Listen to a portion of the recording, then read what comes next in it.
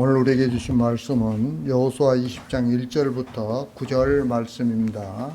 제가 가지고 있는 구약성경 349페이지 여호수아 20장 1절부터 9절 말씀입니다. 다 찾으셨으면 우리 한 절씩 교독하겠습니다. 제가 먼저 읽겠습니다. 여호와께서 여호수아에게 말씀하여 이르시되 이스라엘 자손에게 말하여 이르기를 내가 모세를 통하여 너희에게 말한 도피성들을 너희를 위하여 정하여 부지 중에 실수로 사람을 죽인 자를 그리로 도망하게 하라. 이는 너희를 위해 피해 보복자를 피할 곳이니라. 이 성읍들 중에 하나에 도피하는 자는 그 성읍에 들어가는 문 어귀에 서서 그 성읍의 장로들의 귀에 자기의 사건을 말할 것이요 그들을 성읍에 받아들여 한 곳을 주어 자기들 중에 거주하게 하고 피해 보복자가 그의 뒤를 따라온다 할지라도 그들은 그 살인자를 그 손에 내주지 말지니 이는 본래 미워함이 없이 부지 중에 그의 이웃을 죽였음이라. 그 살인자는 회중 앞에 서서 재판을 받기까지 또는 그 당시 그 제사장이 죽기까지 그 성읍에 거주하다가 그 후에 그 살인자는 그 성읍 곧 자기가 도망하여 나온 자기 성읍 자기 집으로 돌아갈지니라 하라 하시니라. 이에 그들이 납달리의 산지 갈리스 가데스와 에브라임 산지 세겜과 유다 산지 기랏 아르바 곧 헤브론과 여리고 동쪽 유단 저쪽 루벤 지파 중에서 평지 광야의 베셀과 가 지파 중에서 길르앗 라못과 브라세 지파 중에서 방상 몰라를 구별하였으니 다 같이 이는 곧 이스라엘 모든 자손과 그들 중에 거류하는 거류민을 위하여 선정된 성읍들로서 누구든지 부지 중에 살인한 자가 그리로 도망하여 그가 회중 앞에 설 때까지 피해 보복자의 손에 죽지 아니하게 하기 위함이라. 아멘. 오늘 말씀은 도피성에 관한 이야기죠. 도피성 이야기는 이스라엘이 가나안 땅에 들어가기 전에 말씀하신 규례예요. 가나안 땅을 정복하기 전에 그 땅을 분배하고 그 땅에서 어떻게 살아야 하는가를 말씀하고 있는 것은 가나안 땅에서의 삶은 어떤 원칙이 세워진 삶이라는 것을 의미하죠. 다시 말하면 자기들 편한 대로 자기들 마음대로 사는 것이 아니라 하나님의 원칙에 맞추어서 살아가야 하는 거예요. 제비뽑기로 땅을 분배하는 것은 하나님의 은혜로 얻은 땅이라는 원칙 아래서 주신 것에 감사하며 살아야 한다는 것이죠. 마찬가지로 도피성 역시 하나님 안에 어떤 원칙을 말해주고 있어요. 그러면 도피성은 어떤 원칙을 말해주고 있을까요? 자, 말씀을 통해서 알아보도록 하겠습니다. 자, 2절과 3절 말씀입니다. 2절, 3절 말씀 다 같이 시작. 이스라엘 자손에게 말하여 이르기를 내가 모세를 통하여 너희에게 말한 도피성들을 너희를 위해 정하여 부지 중에 실수로 사람을 죽인 자를 그리로 도망하게 하라. 이는 너희를 위해 피해 보복자를 피할 곳이니라. 아멘. 도피성이란 살인을 한 사람이 목숨을 구하기 위해서 피하는 성이라고 말할 수 있죠. 그러나 모든 살인자에게 해당되는 것은 아니에요. 실수로 살인을 한 사람에게만 해당이 되는 거죠. 민수기 35장에 보면 부지 중에 살인한 자가 이 성으로 피하도록 되어 있어요. 그 이유는 살인자가 회중 앞에 서서 판결을 받기까지 죽지 않게 하기 위해서예요. 그런데 피해 보복자란 여기서 피해 보복자는 죽은 자의 억울함을 복수하는 자라는 뜻이에요. 그들의 복수로부터 살인자를 보호하는 것이 도피성이라는 거죠. 자, 그러면서 6절 말씀 한번 읽겠습니다. 6절 말씀. 자, 6절 말씀 다 같이 시작. 그 살인자는 회중 앞에 서서 재판을 받기까지 또는 그 당시 그 제사장이 죽기까지 그 성읍에 거주하다가 그 후에 그 살인자는 그 성읍 곧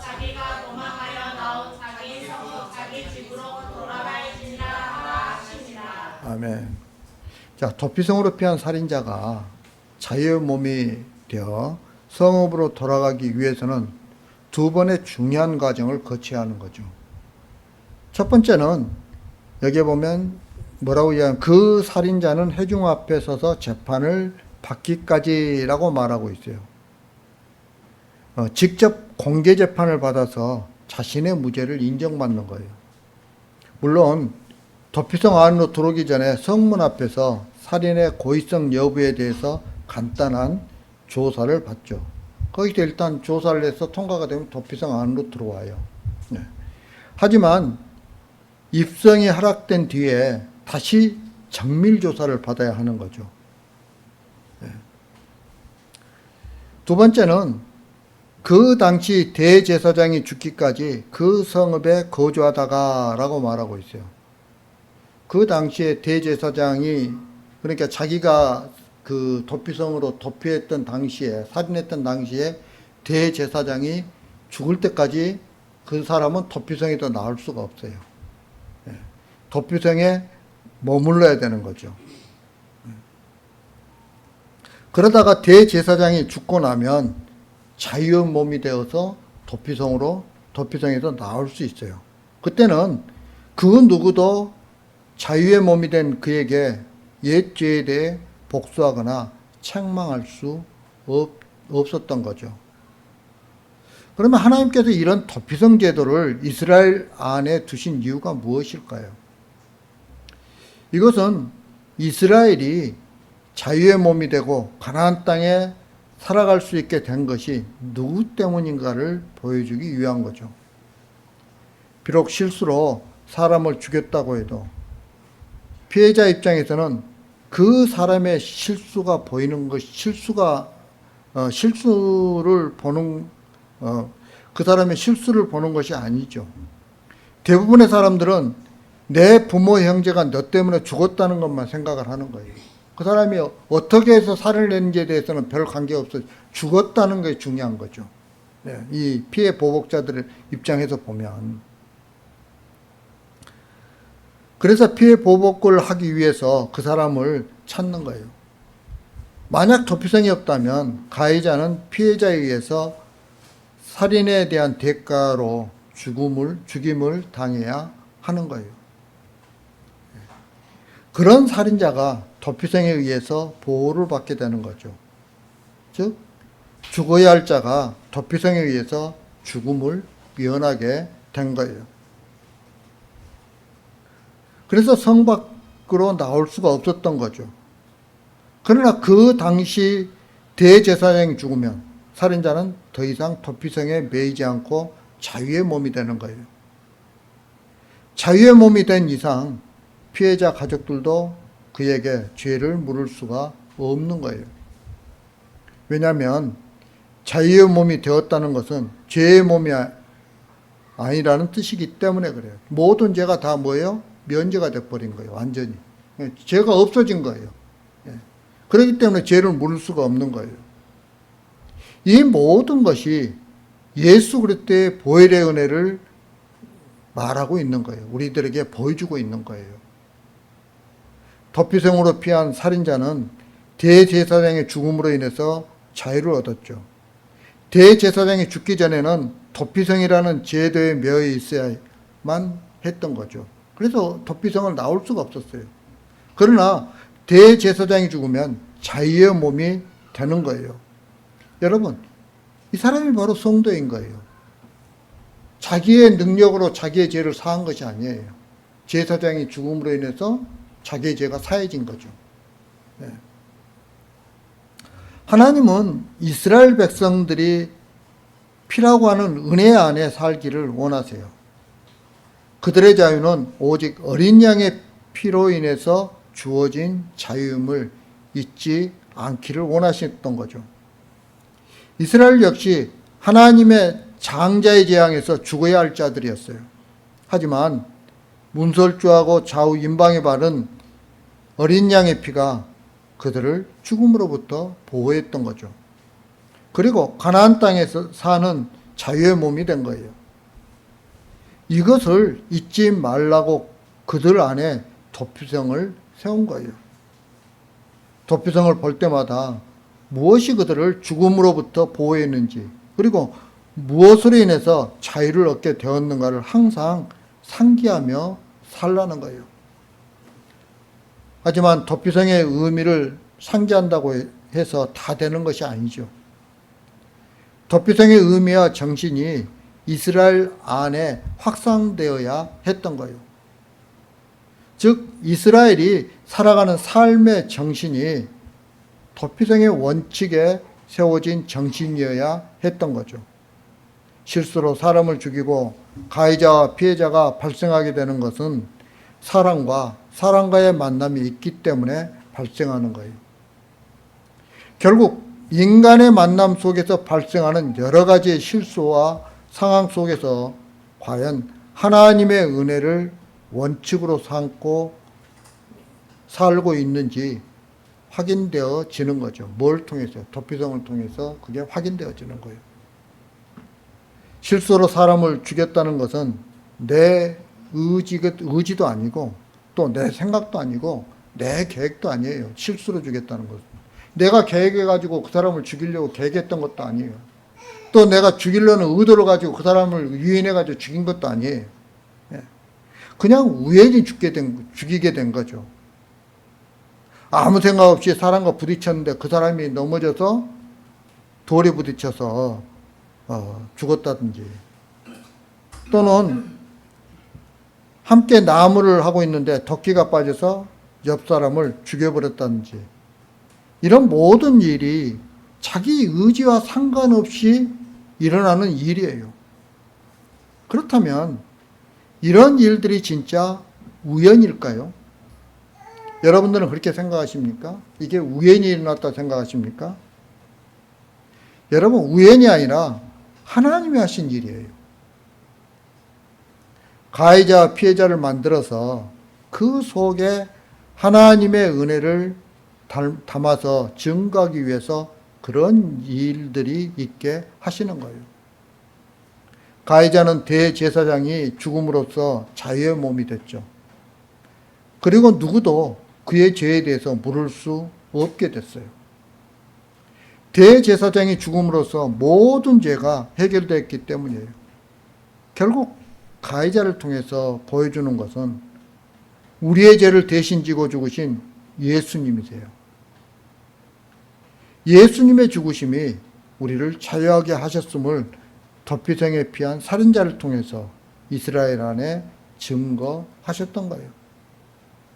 그리고 피해자는 내 친족을 죽인 자가 자유의 몸이 되어 사는 것을 보면서도 참아야 했죠. 왜? 그가 이미 죄를 모두 탕감받아 버렸기 때문에 그걸 갖다가 어떻게 할 수가 없었어요. 그래서 가해자의 자유의 배경에는 대제사장의 죽음이 있다는 거예요. 이걸 그들이 깨달아야 되는 거죠. 따라서 피해자는 내 친족의 죽음이 아니라 가해자를 자유롭게 한 대제사장의 죽음을 생각해야 했던 거예요. 이렇게 가해자와 피해자 모두 도피성이라는 원칙 아래서 살아갈 때 원한이라는 것이 있을 수 없다는 거예요.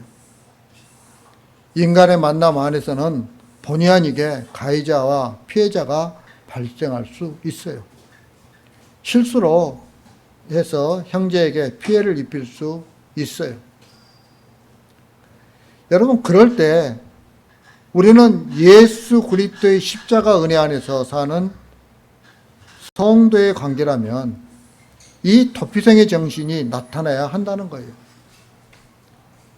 인간관계에서는 가해자와 피해자가 있을지 모르지만 예수님을 두고 생각을 한번 해보세요. 여러분, 예수님과 나 사이에 누가 가해자고 누가 피해자입니까? 우리가 가해자잖아요. 우리의 죄 때문에 예수님이 어떻게 됐어요? 죽으셨잖아요. 예수님이 피해자예요. 내가 피해를 입은 것보다는 내가 예수님께 피해를 입힌 것이 더 크다는 것을 우리는 깨달아야 돼요. 왜냐하면 예수님은 나로 인해 죽었기 때문에 그래요.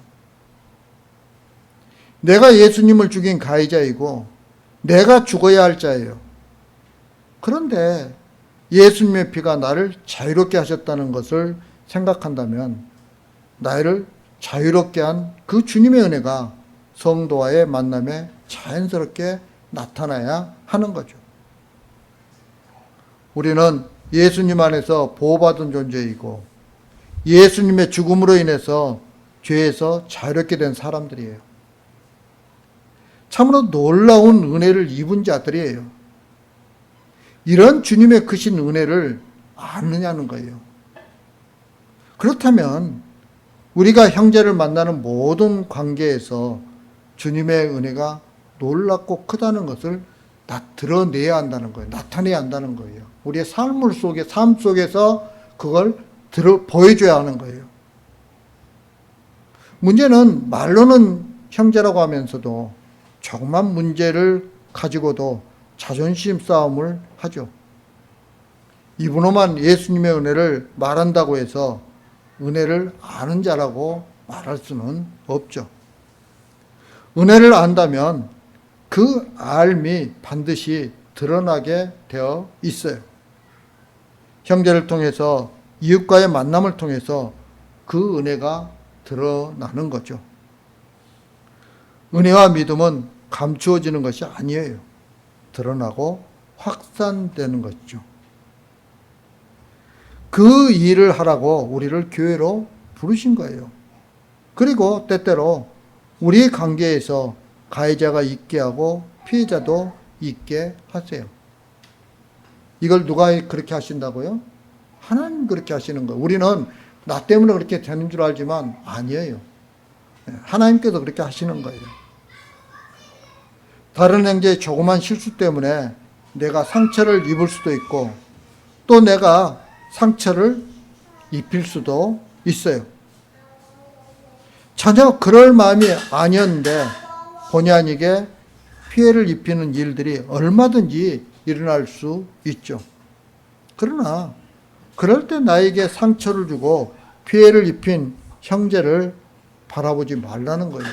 그럼 누굴 봐야 되겠어요? 그때 나를 위해서 십자가에서 죽으신 그 예수님을 바라보라는 거예요. 그럴 때 그런 문제들이 해결되는 거예요. 이제 말씀을 마치러 갑니다. 사랑하는 성도 여러분, 예수님이 우리 교회의 도피성이세요. 도피성은 불쌍히 여기는 성이에요. 그리고 우리 모두 주님의 용서로 사는 자들이에요. 주님의 십자가 보혈이 우리를 보호해 주는 거죠. 하나님의 긍휼하심이 우리를 사망에서 생명으로 건지셨어요. 이건 부인할 수 없는 불변의 진리이죠. 따라서 우리가 진심으로 도피성이신 주님을 바라보고 산다면 우리 마음은 주님의 용서와 긍휼로 가득하게 될 거예요. 그리고 그 증거는 형제들과의 만남에서 나타나는 긍휼과 용서인 거죠. 다시 말하면 형제 사랑인 거예요. 예. 그리고 그 증거는 다시 말하면 내가 주님만 바라보며 사는가를 형제자매를 통해서 확인하기 때문에 성도의 교제는 귀한 거죠. 따라서 어떤 상황에서도 도피성이신 주님의 마음을 가지고 형제를 불쌍히 여기며 사는 저와 여러분들이 되길 주님의 이름으로 축복합니다.